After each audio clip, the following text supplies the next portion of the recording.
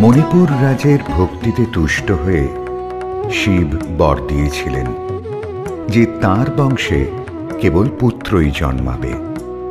তৎসত্ত্বেও যখন রাজকুলে চিত্রাঙ্গদার জন্ম হল, তখন রাজা তাকে পুত্ররূপেই পালন করলেন। রাজকন্যা অভ্যাস করলেন ধনুর্বিদ্যা, শিক্ষা করলেন যুদ্ধবিদ্যা, রাজদণ্ডনীতি। অর্জুন 12 বর্ষব্যাপী ব্রহ্মচর্য ব্রত গ্রহণ করে ভ্রমণ করতে করতে এসেছেন মণিপুরে।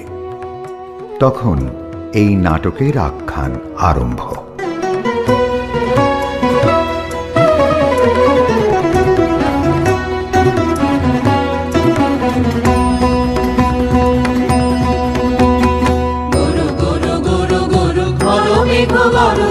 পর্বত শিখরে অরণ্যে তমস্যায়া, গুরু গুরু গুরু গুরু ঘন মেঘ গরজে পর্বত শিখরে অরণ্যে তমস্যায়া।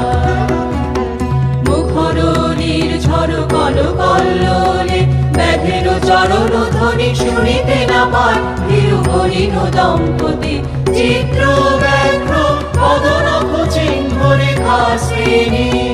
দেখে গেছে ওই পথ পঙ্খ পরে, দিয়ে গেছে পদে পদে গুহার সন্ধান। গুরু গুরু গুরু গুরু ঘন মেঘ গরজে পর্বত শিখরে অরণ্যে তমস্যায়া।